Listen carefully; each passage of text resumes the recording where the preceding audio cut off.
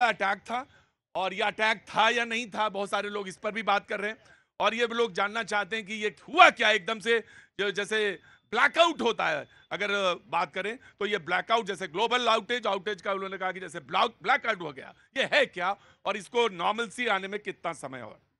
यदि आप जो गाइडलाइन आई है उससे देखेंगे तो क्लाउड स्ट्राइक की एक वल्नरेबिलिटी आइडेंटिफाई की है।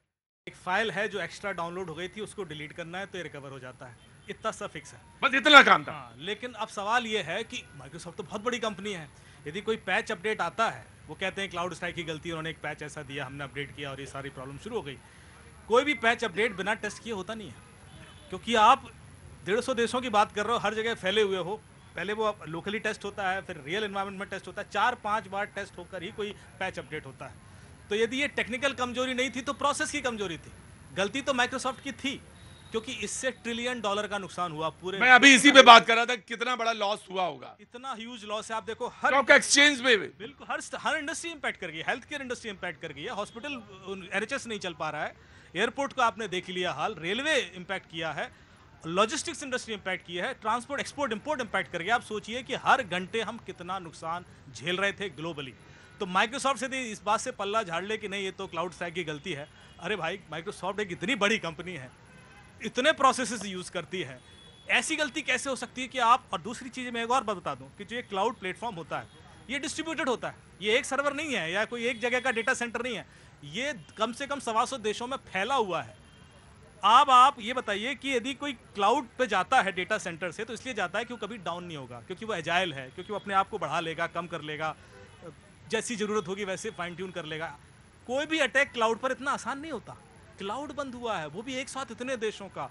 तो कोई लोगों को, बहुत सारे लोगों को अभी स्थिति समझ में नहीं आई, या बहुत सारे लोग समझे नहीं, लेकिन सच तो ये है कि ये इतना बड़ी घटना थी जिसने पूरी दुनिया को हिला के रख दिया। ये मेरे दृष्टि से ये एक टेररिस्ट अटैक टाइप की चीज है। आप ये बताइए मुझे कि आईटी की दुनिया से आप जुड़े हुए हैं, ये इसको अगर आप एनालिसिस करें और पिछले 20 साल या 25 साल के समय के डेटा के हिसाब से, तो ये कितना बड़ा घटना है। जब से मैं हूं इंडस्ट्री में, इतना बड़ा इंसिडेंट कभी हुआ ही नहीं। हुआ ही नहीं, कभी नहीं हुआ। ग्लोबली इतने देशों का एक साथ। मैं तो 30 मुल्क गिन रहा था, लेकिन हो सकता है ज्यादा अफेक्टेड, बहुत ज्यादा अफेक्टेड, क्योंकि कई सारी चीजें आ रही हैं अभी, धीरे धीरे खुल खुल के आ रही हैं।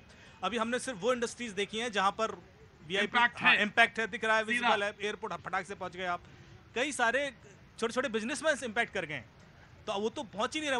वो तो सोच रहे थे शायद हमारे सिस्टम में कुछ गड़बड़ है। वो तो भी माइक्रोसॉफ्ट को ब्लेम भी नहीं कर पाए। और पर्सनल लॉसेस तो छोड़ ही दीजिए, किसी का एग्जाम कल था, जम्मू कश्मीर में जा रहा था एलएलबी का, नहीं जा पाया, और पहुंचना संभव ही नहीं है, और जब आप एक्सेस करना चाह रहे हैं तो एक्सेस नहीं हो रहा। तो ये बहुत सारी चीजें, समस्या आई हैं। नुकसान अलग है, रेपुटेशन का नुकसान अलग है, कैरियर लोगों के दाव पे लग जाते हैं। तो अभी हम माइक्रोसॉफ्ट को इतना भरोसे की कंपनी समझते हैं, अब वो भरोसा टूट गया है।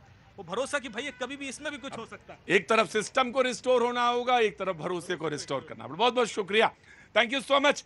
और दूसरी बात, जो दूसरी खबर थी सबसे बड़ी, और आज मैं तो आप लोगों से बात ही नहीं कर पाया, ना बातचीत कर पाया, मैं उस पर आऊंगा, बिल्कुल आऊंगा। आप सारे लोगों से जो मेहमान हैं, मैं उनसे भी बात करूंगा।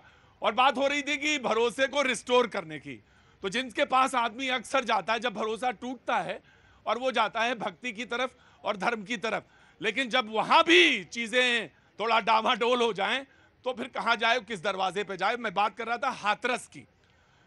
आज उत्तर प्रदेश की राज्यपाल ने एक बात कही, और बड़ी महत्वपूर्ण बात कही उन्होंने।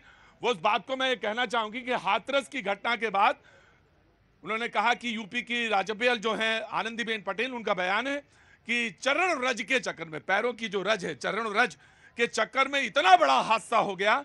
इस तरह के अंधविश्वास में लोगों को नहीं पड़ना चाहिए था। अखाड़ा परिषद जो है, सबसे बड़ी सर्वोच्च संस्था जो है, महामंडलेश्वर है, उसमें अखाड़ा है, 13 अखाड़ा है, उसकी उन्होंने कहा कि हम एक्शन लेंगे। और उन्होंने 100 लगभग महामंडलेश्वर और साधु संतों को नोटिस भी दिया। अगस्त तक उन्होंने कहा कि उस पर जवाब दीजिए, क्योंकि वैसे अगर जवाब नहीं देंगे तो हम आपको जो कुंभ मेला है उसमें आपकी एंट्री पर भी हम जवाबदेही होगी, बंदिश होगी। तो सवाल यह कि हम जाते हैं विश्वास के लिए, और वहां पे अगर कहीं अंधविश्वास भरोसा जा रहा है या परोसा जा रहा है, तो एक बड़ा सवाल है। इसी पे बात करेंगे।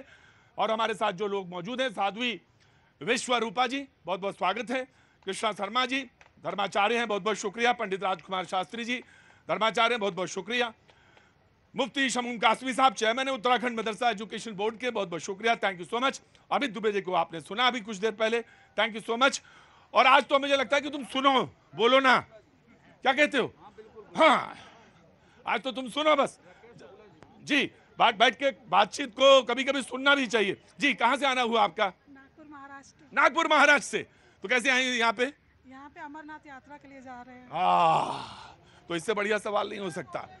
जी जी जी जी, इससे बढ़िया सवाल नहीं हो सकता। मैं राजकुमार शास्त्री जी को खड़ा करना चाहूंगा। शास्त्री जी, स्वागत है आपका भी। महाराज, आपका भी बहुत बहुत स्वागत है। मैं जानना चाहता हूं, अखाड़ा परिषद ने कहा है कि, और उन्होंने नोटिस जारी किया है, मैं उसी पर सवाल करना चाहता हूं। और यह बात सही है कि अंधविश्वास कहीं अगर परोसा जा रहा है या अंधविश्वास जैसी बातें हो रही हैं और जो शास्त्र सम्मत भी नहीं है, कुछ ऐसी बातें भी हो रही हैं, तो उन पर रोक लगनी चाहिए और सख्त कार्रवाई होनी चाहिए। जी देखिए, वेद का एक मंत्र है, ओम भूरिदा भूरिदेहिनो मादभ्रम भूरयाभर भूरिधेदिन्द्रदित्ससे।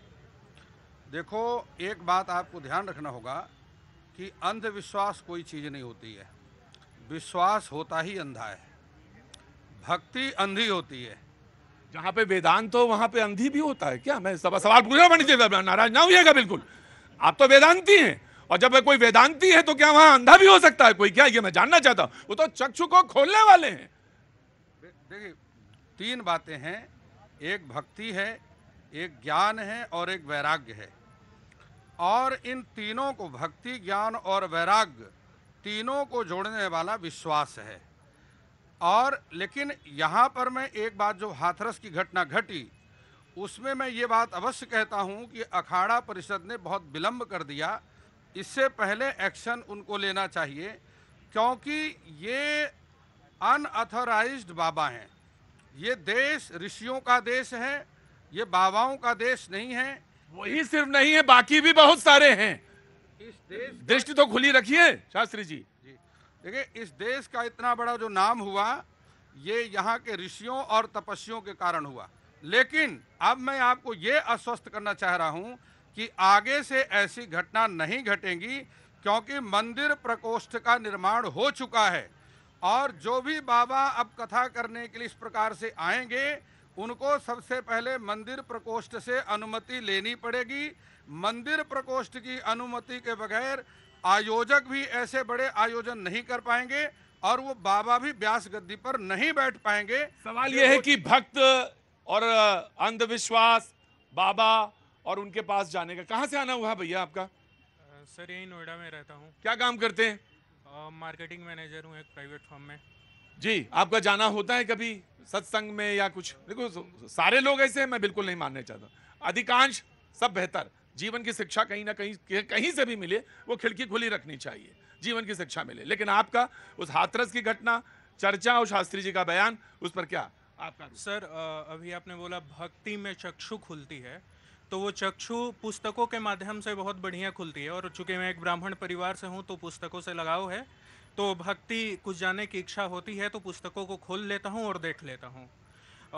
बाबा जाते हैं एक, लेकिन आप तो हैं आत्म प्रज्ञ, नहीं आपके प्रज्ञ माने आपके अंदर तो वो चक्षु हैं, आपने तो खोल ली किताब। लेकिन हमारे यहाँ तो गुरु की महिमा है, तो गुरु के बगैर तो आदमी तरता नहीं है। लेकिन अब गुरु ही वाला पता चला कि कहने लगे चरण रज लो आके, और चरण रज के चक्कर में